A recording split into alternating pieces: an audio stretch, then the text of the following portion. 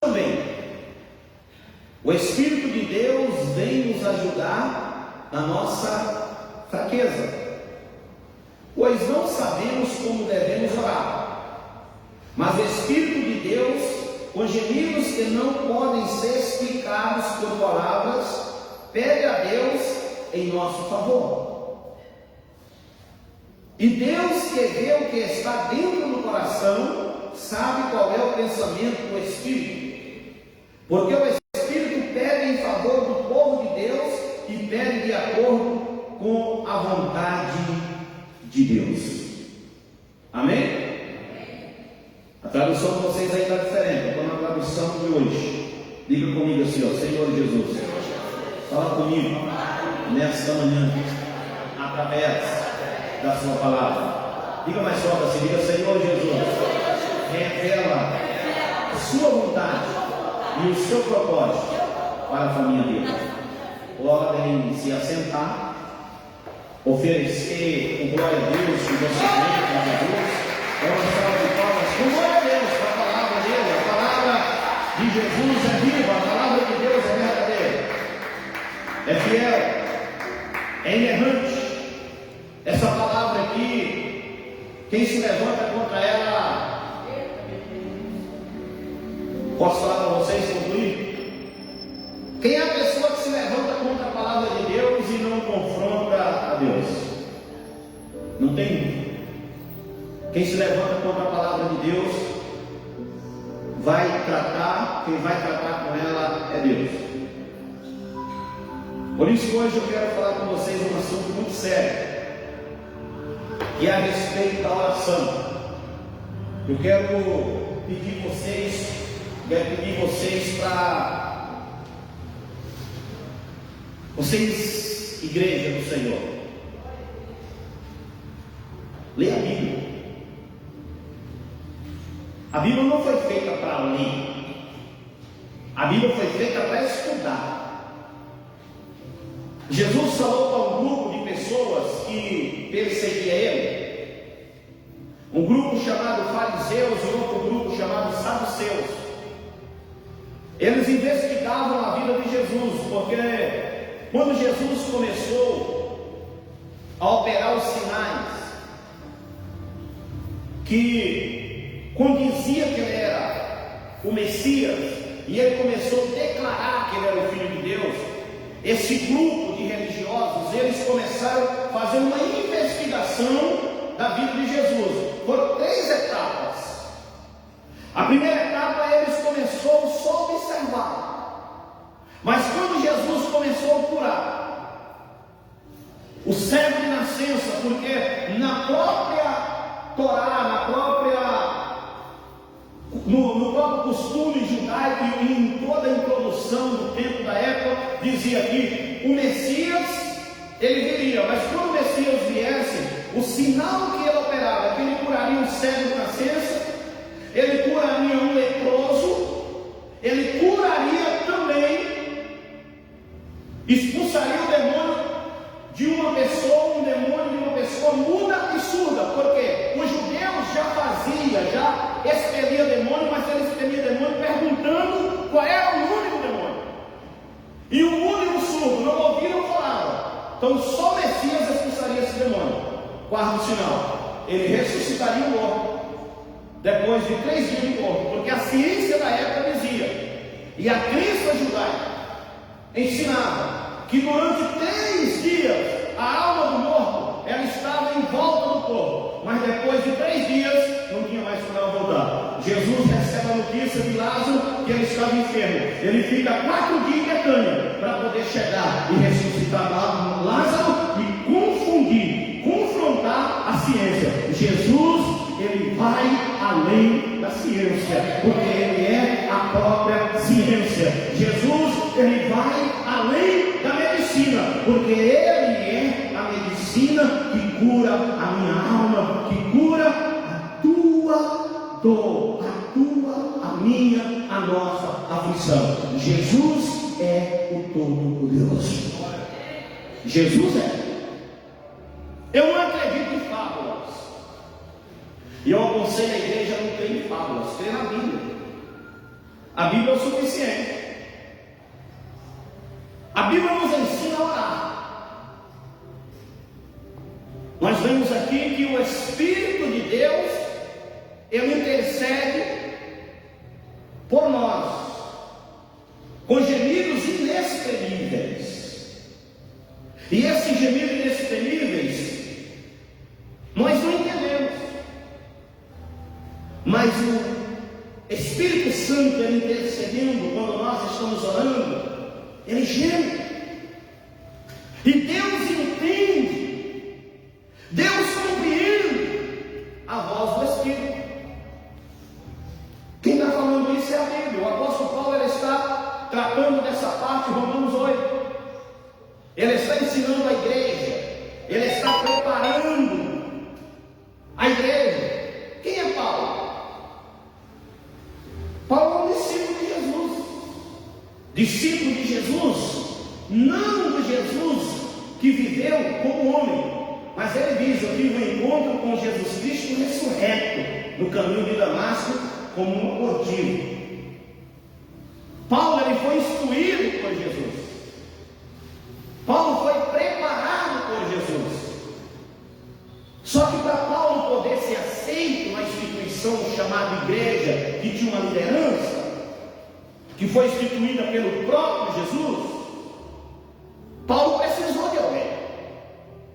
Paulo não chegou lá e bateu no peito e falou assim: eu sou Paulo, eu me converti, e agora, aqui, eu quero ensinar vocês porque eu recebi uma revelação. Irmãos, tudo tem que ter um princípio. A Bíblia Sagrada vai nos narrar no livro de Atos dos Apóstolos que tem um homem chamado Barnabé. Barnabé é um homem abastado, rico. E esse homem, ele se converte ao cristianismo. E ele resolve, em Atos 5, vender tudo que ele tem e ir viver da obra. Ele pegou o dinheiro da sua herdade e ele chegou e entregou. A Bíblia diz assim: deitou aos pés dos apóstolos. A Bíblia é para nós entender. Ele pegou o dinheiro e jogou nos pés dos apóstolos? Não. Quando falou aos pés, nós temos que buscar a cultura lá atrás. Ele deixou na responsabilidade dos apóstolos da igreja. Ele colocou lá. E ele foi fazer a obra. Só que Barnabé, ele é um homem cheio do Espírito Santo. Ele é um homem que está unido na oração, no jejum, nos rogos e no partir do pão. E Barnabé, ele se torna dentro da igreja um caçador de talentos. Essa é a expressão minha, viu? A Bíblia não fala isso não. Quando Barnabé se converte, quando Paulo se converte, quando Paulo tem encontro com Jesus, os apóstolos não acreditam na conversão de Paulo. Eles achavam que Paulo estava fingindo e que ele estava buscando oportunidade para matar eles. Foi numa época de perseguição. Mas Barnabé, ele vai ter com Paulo. Ele conhece, ele se aproxima de Paulo. Ele instrui Paulo sobre o cristianismo, porque Paulo era doutor da lei. Paulo estudou os pés de Gamaliel. Paulo foi bem formado. Paulo, ele disse que ele foi fariseu, segundo a religião, segundo a tradição de seus pais. Era um instruído na lei. Mas ele disse que tudo ele reputou por perca para poder ganhar a Cristo. Agora ele começa a aprender tudo sobre o cristianismo, tudo sobre Jesus. E ele precisa de alguém para chegar com ele e apresentar ele para os apóstolos. Quem é a ponte? Quem é a pessoa que Deus levanta para trazer Paulo até os apóstolos? Barnabé. Barnabé é um discípulo. Barnabé foi um homem que se converteu e que entregou a sua vida pela obra de Deus. E ele se torna uma pessoa importante dentro do chamado. Para que ele pudesse trazer esse homem e dizer para os apóstolos: não, esse homem se converteu sim. As obras que ele está fazendo é direcionada pelo Espírito. Nós temos que tirar da nossa cabeça essa maneira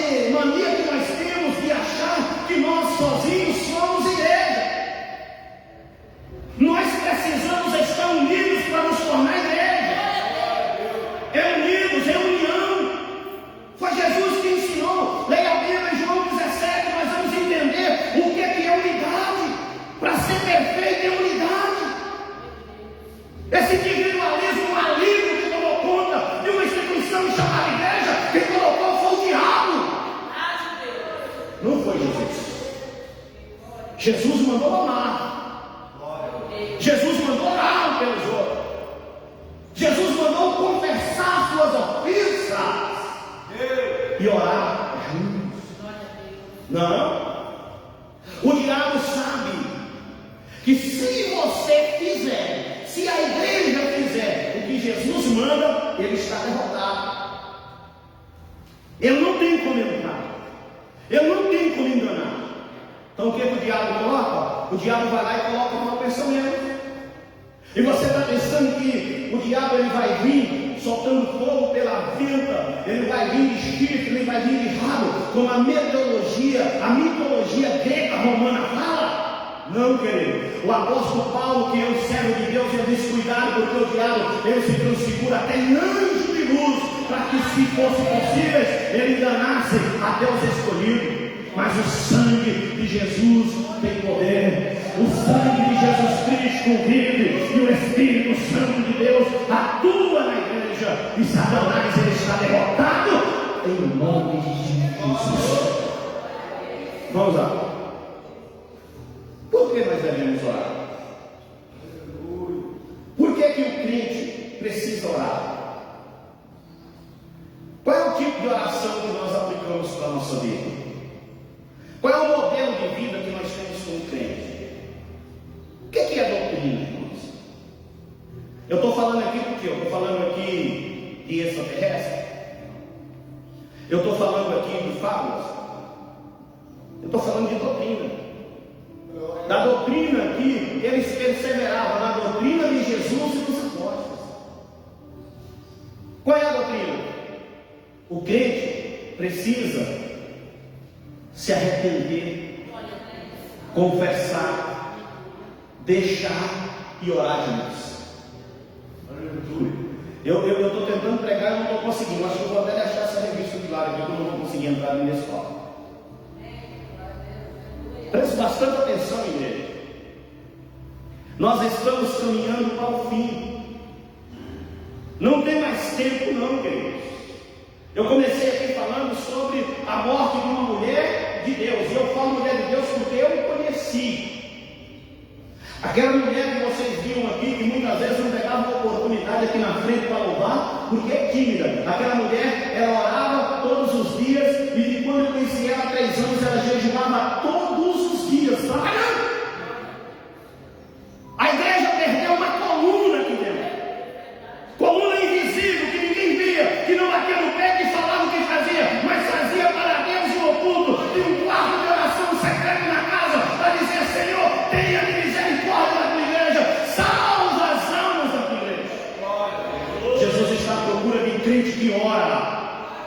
Jesus está à procura de cristãos que não quer aplausos, que não quer fortes, que não quer se aparecer, que não diz que é o tal, porque eu sou espiritual. Cadê a tua espiritualidade diante de Deus?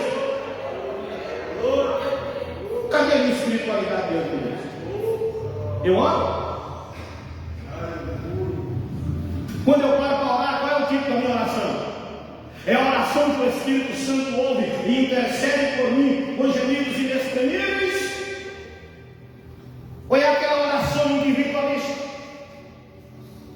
A oração que eu faço é para me satisfazer o meu próprio ego e mostrar que eu estou orando? Ou é uma oração intercessória, preocupado com quem está doente, preocupado com quem está debaixo da ponte, preocupado com quem está passando por momentos difíceis, e com aqueles que estão perdidos, caminhando em passos largos em direção ao inferno? Se eu amar as almas de verdade, eu vou abraçar as almas, eu vou cuidar delas, eu vou levar Cristo, elas até Cristo, para que Cristo possa libertar. A oração me aproxima de Deus. A oração aproxima o crente de Deus. A oração muda a vida do ser humano e faz o ser humano enxergar o mundo espiritual de uma maneira diferente. Mas o diabo, irmãos, ele está nos últimos dias lutando para parar a igreja. E a igreja não pode cair nos ardis do diabo. A igreja não pode dar ouvido à voz do diabo. A igreja tem que parar e dar ouvido à voz do Espírito Santo de Deus. Jesus, nessa manhã, Ele está colocando no meu coração essa palavra para me falar para a igreja de Alcântara. Prepare a igreja. Prepara como se você estivesse vivendo o último dia da sua vida. Mas prepara não de aparência. Joga fora o que não presta. Pede para Jesus entrar na sua casa, entrar na sua vida. Muitas vezes, meus irmãos, por causa do costume, nós mudamos nossas atitudes de crente. Estamos dentro da igreja e tornamos-nos pessoas religiosas. E as nossas orações não têm diferença do farisismo. Senhor, eu oro 3 vezes ao dia, eu evangelizo, eu prego, eu faço isso. Teve um certo fariseu que caiu nessa balela de querer se expressar para Deus, mas tinha um publicano que ele estava batendo no peito. E esse fariseu dizia assim: ó, graças eu te dou, a Deus, porque eu não sou um publicano, eu oro 3 vezes ao dia, eu dou dízimo de tudo que eu recebo. Ele está se justificando, uma oração justificatória, como se ele pudesse alcançar a salvação com as suas obras. Mas tem um fariseu que está batendo no peito, dizendo: Senhor, tenha misericórdia de mim, miserável homem que eu não sou digno de nada. E a Bíblia diz: quem foi que desceu justificado? Qual foi a oração que Deus ouviu? Ninguém aqui é autossuficiente para você bater no peito e falar que você pode alguma coisa. Se você está em cima desse pedestal, deixa hoje, antes que seja tarde demais. Todos que estão aqui é dependente de Jesus, e se não é, a partir de hoje passa a ser. Porque enganado é aquele que acha que é alguma coisa segundo a Bíblia, quando ele não é nada.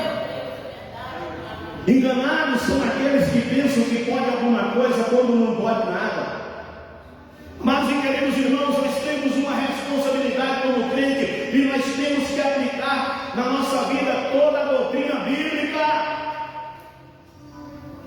Que igreja somos nós que nós não aplicamos a doutrina para a nossa vida? Queremos conhecer a Bíblia para jogar para cima dos outros e sair da responsabilidade que nós temos? Não, você não pode isso, você não pode aquilo, você não pode olhar para aqui, você não pode olhar para lá. E nós? Como nós estamos? Um salva-vida. Para ele poder salvar a vida de uma pessoa, ele arrisca dele.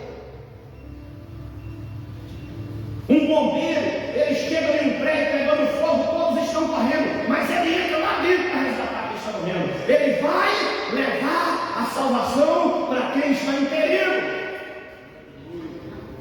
E a igreja é o quê? A igreja fica de longe assistindo, se gloriando, falando assim: bem feito, não quer nada com Deus. Isso é igreja? Se o salva-vida chegar na beira do mar e tem um grupo de pessoas morrendo, ele vai ficar de fora olhando e dizendo assim: eu falei para não entrar, agora entrou, a pessoa vai morrer. Não, quando ele chega, ele avisou, a pessoa desobedeceu, vai junto. Nós precisamos, meus irmãos, pregar o Evangelho, mas também praticar as obras que o Evangelho ensina a nós praticar. Não é só advertir, é nós também estar pronto para ir buscar essas pessoas, tirar da vida que elas estão vivendo e trazer para a presença de Deus. E do pilar que nós temos para nós podermos alcançar essa vida chama-se oração. A oração já diz o que é: é orar e ação. Não é só ficar clamando, é orando e indo fazer o que Jesus mandou fazer. Coloque essa oração em ação para ver o que vai acontecer. A igreja de Deus irmãos está num projeto aí maravilhoso chamado multiplicação. O que é isso? Como que a igreja multiplica? Como que a igreja cresce? Quando todos nós entendemos o que é doutrina. Essa semana passada, 2 semanas atrás, eu fui na igreja, pastor Vanderlei, irmão aqui presente. Cheguei na igreja, a pessoa que era responsável da igreja não estava. E eu perguntei se tinha alguém que tinha um telefone, ligou para ele, pastor Dalari. E perguntei para ele assim: hoje aqui é o culto de ensinamento? Não, hoje é o culto da sã doutrina.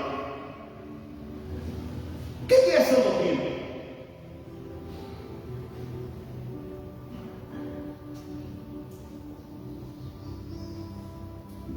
É uma pergunta.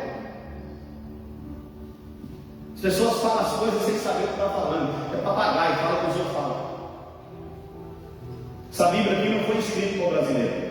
Essa Bíblia aqui foi escrita para um povo chamado judeus, na língua deles, no país deles, com a tradição e costume deles. A língua que predominava no Novo Testamento na época chamava-se grego.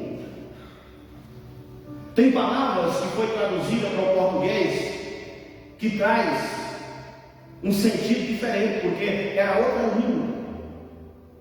Nós temos que buscar, nós temos parâmetro. A doutrina é o que? Os ensinamentos de Jesus. A igreja crescia na doutrina de Jesus e dos apóstolos. E o que é doutrina? Não é ensinamento, irmãos?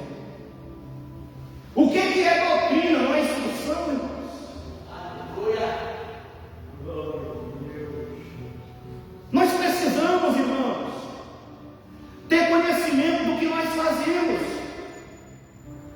Eu já fiz essa analogia aqui e eu faço mais uma vez. Aqui todo mundo tem família. Estou vendo o irmão aqui com 2 filhinhos ali do lado. Irmã, se você chegar no hospital, não vou usar você não, porque vou pegar outra pessoa aqui. Se eu chegar no hospital com um filho meu, com um neto meu, e tiver uma pessoa vestida de branco e examinar a criança e falar assim: ó, vai ter que operar. E ela falar para mim: só que eu não sou médico, ou eu não sou médico, eu tomo a criança da mão dela na mesma hora. Quem deixa uma pessoa que não é médico operar seu filho aí? Alguém deixa? Deixa? O médico, ele é especialista naquela área, sim ou não? E não é todos os médicos que operam. É isso que nós temos que entender na igreja. Não é porque eu sou crente que eu estou apto para ensinar. Existe um dom na igreja chamado mestre, doutor, profeta, pastores. Assim, irmão, nós precisamos entender. Se eu tenho a responsabilidade de ensinar alguém, eu tenho que ensinar da maneira correta, não da maneira errada. Eu tenho que ter conhecimento do que eu estou falando. Eu tenho que dominar aquela área que eu estou falando. Uma vez chegaram para mim e falaram para mim: olha o que falaram para mim, isso eu estou falando no início da minha fé. Falaram para mim assim: ó, você não pode vestir camisa vermelha. Eu falei: por quê? Porque a camisa vermelha é a cor da pombagira. Criou uma confusão na minha cabeça, eu fui para a Bíblia. Está pensando, não tinha o que começar, eu fui para a Bíblia. E comecei na Bíblia. Aí eu fui ver que as roupas do sacerdote eram vermelhas. Sonho de Jesus é vermelho. Aí eu fui procurar com o meu pastor. Falei: pastor, lá no livro de Levítico está escrito assim, assim, assim. Aí o meu pastor olhou para mim assim e falou assim: meu filho, Jesus é o suficiente para nós sermos salvos. Você aceitou Jesus? Aceitei. Você obedece a Jesus? Falei: eu procuro. Você obedece a Jesus quando você obedece a Bíblia. A Bíblia está falando para você não usar vermelho. Irmãos, eu desempregado, eu não tinha camisa. Como é que eu uso camisa vermelha? Agora, engraçado que a pessoa que chegou para mim para falar que eu não podia usar camisa vermelha não me deu nenhuma. Tem parando comigo com isso aí, irmão? Me mostra na Bíblia onde é que teu nome pombagira. Me mostra na Bíblia onde é que teu nome canta rua. Me mostra na Bíblia onde é que teu nome chumaneira. Jesus chamou esses espíritos imundos de espírito imundo, espírito de enfermidade, espírito do mundo surdo, espírito do diabo. Deus é burro. Isso não passa de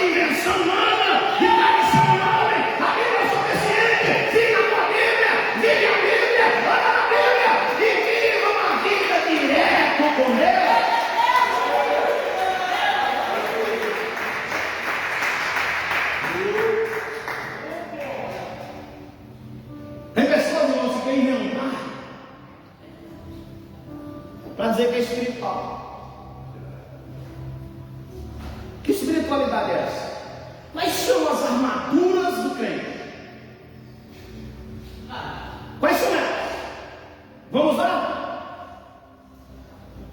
Capacete o que é o capacete da salvação? Jesus. Quem salva é Jesus. A minha mente está protegida de todo pensamento negativo, porque a minha mente só pensa em Cristo. Se agora sois de Cristo, nova criatura sois, pensa nas coisas que sois do alto, onde Cristo está sentado, à destra de Deus. A mente de Cristo não é vazia para ficar ocupando por coisas banais e passageiras. Qual é a outra vestimenta do crente? Escudo da fé. Soldado romano usava um escudo grande para se proteger dos dardos, das flechas que os inimigos soltavam. O crente, quando o inimigo lança uma seta, ele defende com o quê? Ele defende com a sua fé. Está repreendido, Satanás. Maior é o que está comigo do que o que está no mundo. E Satanás não toca em você.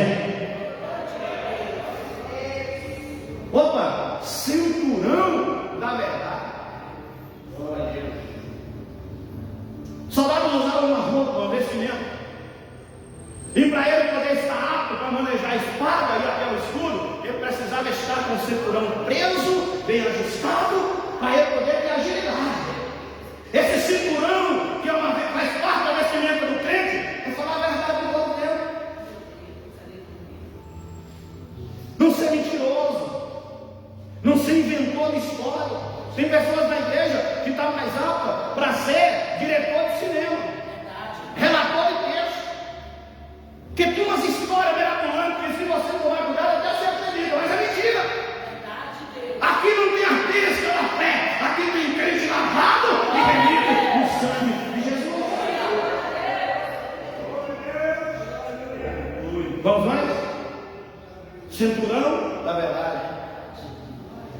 Calçar os pés em quê? E aí? Engraçado, a Bíblia não diz assim, não usa roupa tal ou tal.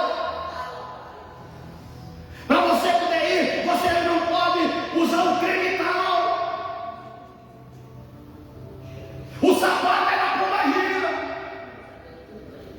O cabelo é no canto da rua. Está repreendido, enganação do inferno. Quem rege aqui a palavra, aqui não pode mentir, aqui não pode roubar, aqui não pode adulterar, aqui não pode arrancar falso testemunho, aqui não vai fazer tão contenta, porque aqui rege aqui a palavra, é a Bíblia, é o suficiente. Satanás se engano, cai por terra, em nome de Jesus. Aleluia! Aleluia! Fechou? Espada. O que é a espada do Espírito?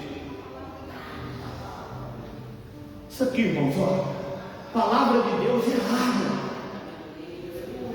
Ela é viva. Ela é eficaz.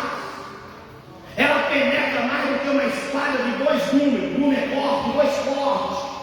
Ela penetra a divisão da alma e do Espírito. Quem é o médico que sabe onde é a divisão da alma e do Espírito? A palavra sabe. Ela vai lá.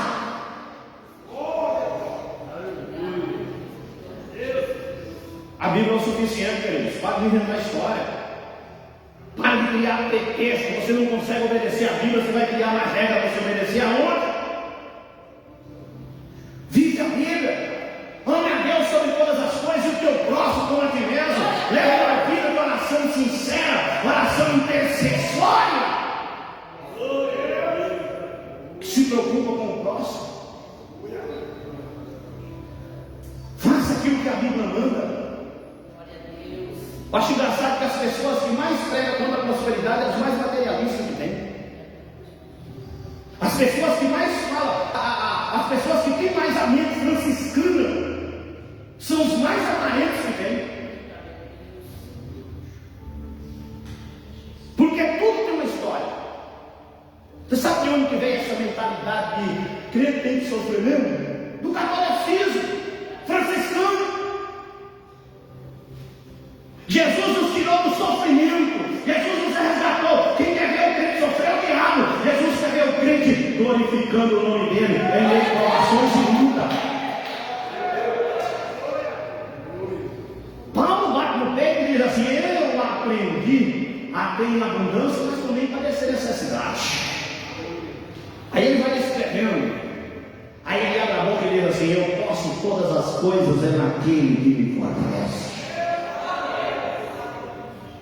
Eu posso estar morando em uma casa de ouro, mas o meu foco eu tenho que lembrar que é Jesus. Eu posso ter 10 helicópteros no heliponto. Estou pegando forte hoje. Mas eu tenho que lembrar que o meu foco é Jesus. E sem Jesus eu não sou nada.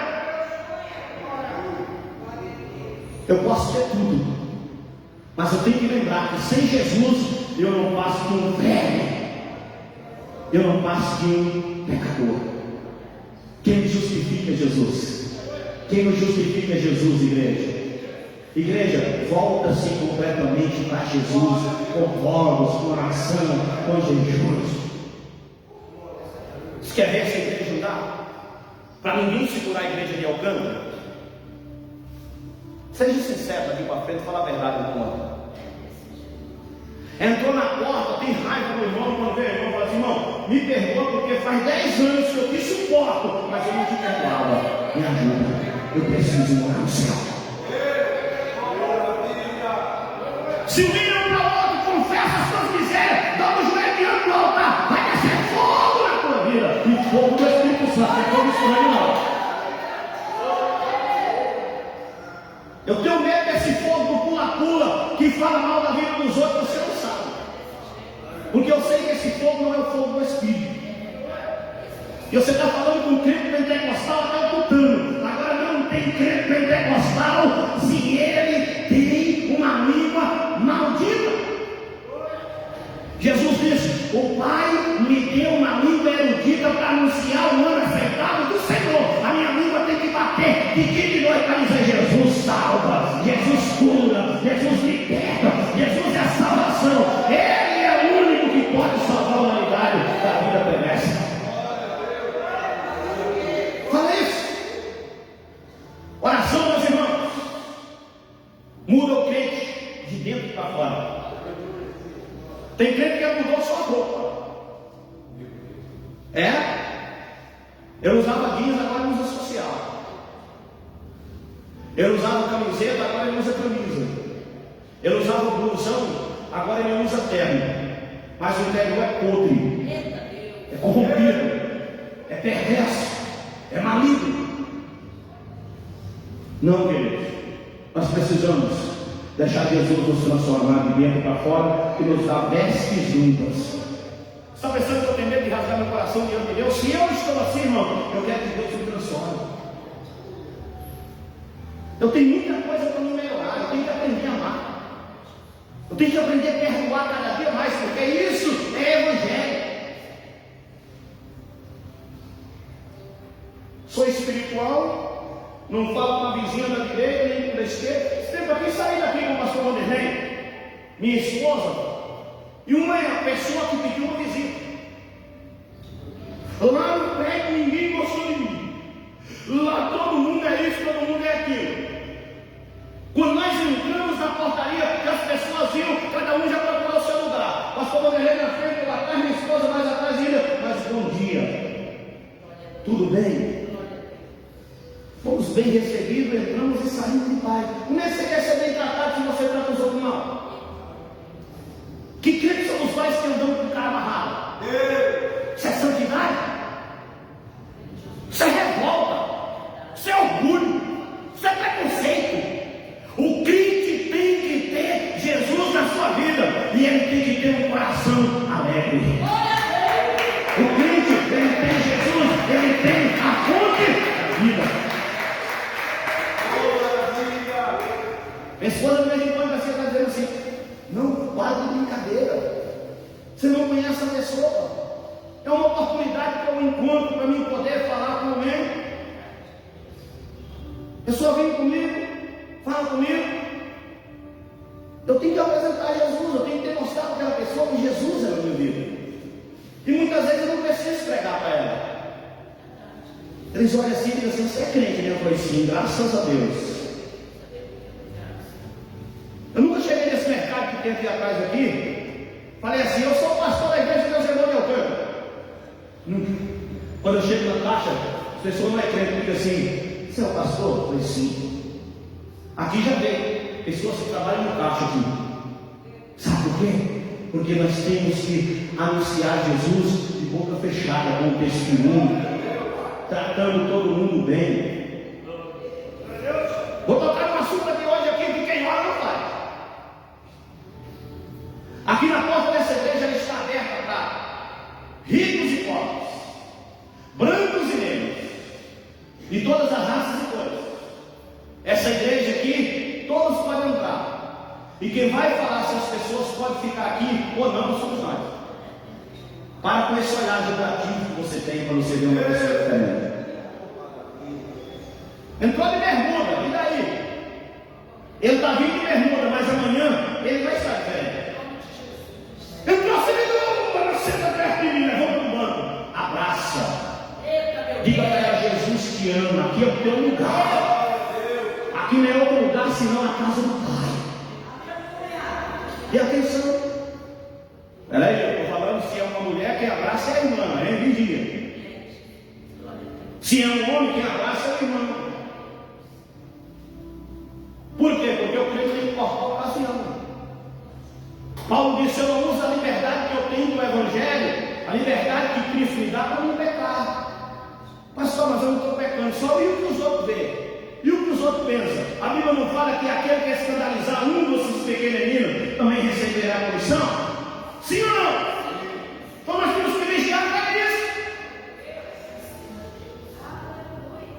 Nós temos que saber nos portar, nós como crente, salvo, lavado e remido no sangue do Cordeiro de Deus.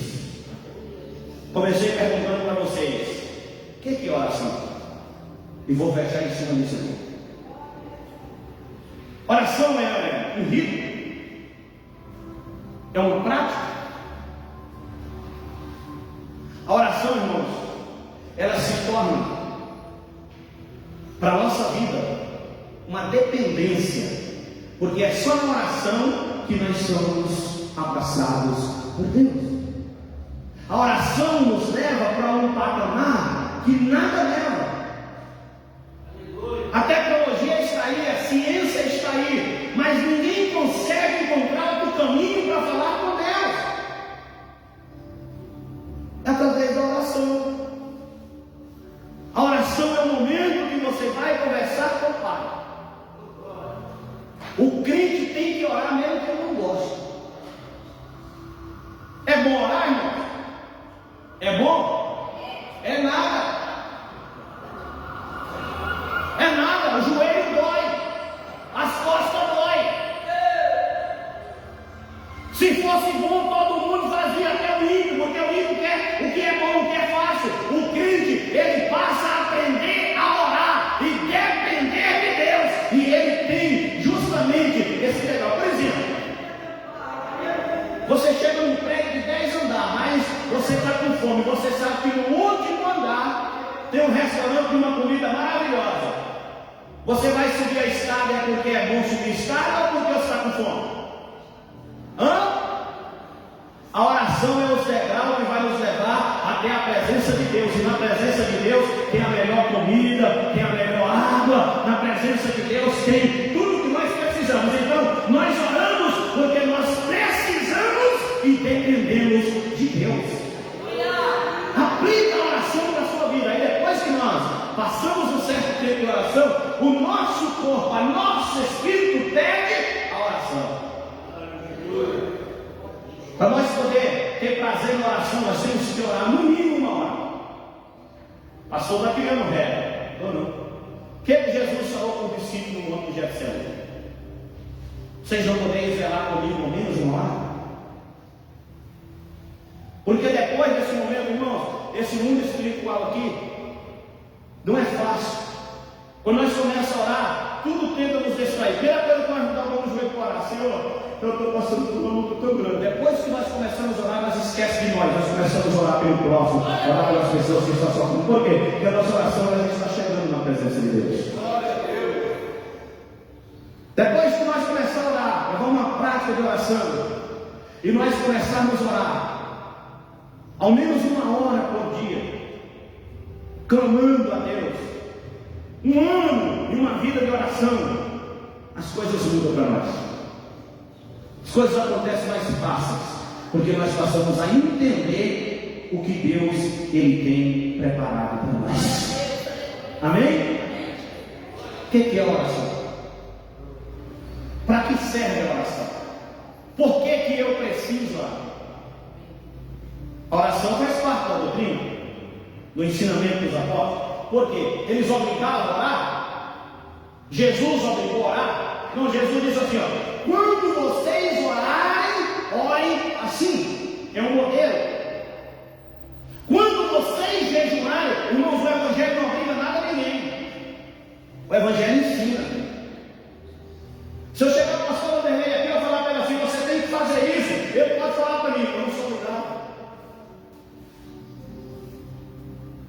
Agora eu chego para ele e falo assim, pastor, dá para fazer isso? Tem coisas que eu não sei fazer, irmão. Eu tenho humildade de chegar na pessoa e perguntar, como que eu faço? Eu não fiz ainda. E depois você está certo? Nós temos que ter essa humildade na nossa vida. Não é eu achar e eu fazer. Não é eu pensar e eu fazer. Não, eu preciso aprender e fazer da maneira certa, da maneira que a Bíblia nos ensina. Se nós fizermos assim, ninguém nos para, ninguém nos segura, porque Deus ele está conosco. Amém, meus irmãos? Tem alguém que consegue orar a não ser ouvido pelo Espírito Santo? Tem, irmãos? Tem, pastor André? A oração que agrada a Deus? Eu vou tocar nesse assunto aqui em fecheiro. Quem está recebendo essa oração? Quais são as fontes que te alimentam lá? Porque a Bíblia diz que até o marido e a mulher, a esposa está aqui, ó. Se eu tiver brigado com a minha esposa e eu for orar, a minha oração é ouvida. Está pensando que é brincadeira essa igreja? É brincadeira nessas igrejas mundanas. Meu Deus do céu. Que só ensina sobre dinheiro. O reino do céu não é comida e não é bebida. O reino dos céus é nada. Certo? O reino dos céus é poder e virtude. Você tem que tomar cuidado, irmãos. O que é que estão te ensinando? Não existe facilidade para o reino dos céus, não. O reino dos céus ninguém caminha sozinho. O reino dos céus nós caminhamos juntos. E Cristo é o caminho. Ele que diz, ele não disse assim, eu sou um dos caminhos. Ele disse, eu sou o caminho. Ele não disse, eu sou uma das verdades. Ele disse, eu sou a verdade. Ele é a vida. Então comece, a partir de hoje, lembrar que a oração que é movida pelo Espírito Santo de Deus é aquela oração que quando eu vou orar, eu lembro que eu erro, eu lembro que eu peco, eu lembro que sou falho e eu peço perdão, meu Deus. E aí quando eu saio da oração, eu estou apto, preparado pelo Espírito Santo para pedir perdão para quem me ofendeu. Essa é a oração que agrada a Deus. Amém? Amém, irmãos? Eu hoje quero parar aqui 10 minutos. Puxa na sua mente aí. E lembra, quem foi que você ofendeu esse dia? Faça uma alta reflexão. 1 minuto para você pensar. Nós vamos lá. Pastor Diozinho, e daí? Você não está fazendo nada mais do que a sua obrigação como crente. não der meu dízimo, você vai prestar conta com Deus, né? Porque ensinar eu ensino. Mas isso não te garante vida eterna. Faz parte da vida do salvo. Primeiro eu tenho que conhecer Jesus e passar a viver como Ele ensinou. Eu tenho que perdoar. Para mim pedir perdão, primeiro eu tenho que perdoar. Mateus 6, 9 a 5. Nós temos que sair, irmãos, de dentro desse mundinho que nós criamos para nós, de achar que nós somos melhores do que os outros. Nós não somos melhores do que ninguém. Nós não passamos. A Bíblia fala em Isaías que as nossas justiças não passam de traça de imundícia diante de Deus. Trapos de imundícia. Precisamos de Jesus. Vamos passar a depender unicamente de Jesus. Rasgar o nosso coração e ser sincero com os outros. Falar a verdade, ainda que doa, fale a verdade. A verdade é a verdade. Errou, sumir, peça perdão. Tem mais uma coisa. Se você já ouviu alguém por aqui falando que eu trabalho com panelinha, pode dizer assim: é o diabo que está pisando. Eu trabalho com pessoas que querem trabalhar. Glória a Deus. Trabalho com quem quer ganhar almas para o reino dos céus. Quem quer trabalhar, você vai trabalhar. Só que existe algo. A igreja de Deus de Amor, ela tem uma liturgia de um culto. E eu tenho que estar dentro dessa liturgia. Eu não posso sair de dentro dessa liturgia, porque eu tenho liderança para me obedecer. E como líder, eu também tenho líder. Daqui para frente eu vou procurar um líder, um discipulador para me discipular. Vou até conversar com o pastor Tavares. Tem coisa melhor do que você ter uma pessoa para lhe discipular na Bíblia. Não é com ideia não, não é para dar uma ideia furada do meu lado não. Bíblia, eu sei que o pastor Tavares não tem ideia furada, tem Bíblia. O discipulador ele chega e ele diz assim: você está errado. E eu tenho que fazer isso aqui, me perdoa. Você tem que melhorar nisso aqui. Eu tenho um pastor, mas eu estou em São Paulo. Sonho que eu tenho, eu ligo para ele. Fala assim: Deus está puxando sobre ele. E galera, tem que trabalhar mais. Que visões são as nossas? Que só vê o erro dos outros, nunca nós. É porque eu vi uma visão, eu vi um demônio andando na parede. Vai lá, irmão.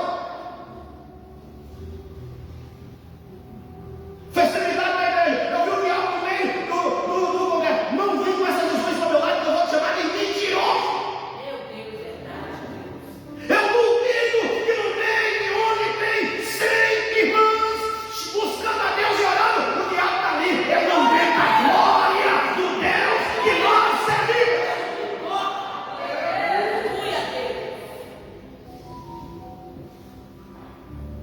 Nós precisamos começar a ler a Bíblia e orar para o Espírito Santo nos mostrar e não deixar o diabo nos enganar. Amém, irmão? Amém. Pastor, o que você está falando? Só ele.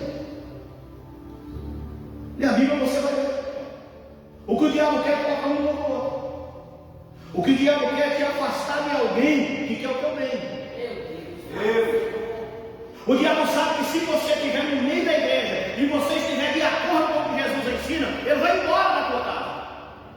Porque a igreja não começa aqui. Aqui é o local que nós cultuamos. A igreja começa lá na tua casa. Se a tua casa está possuída de mau pensamento, maus atitudes, é lá que é o ninho do diabo, não é aqui.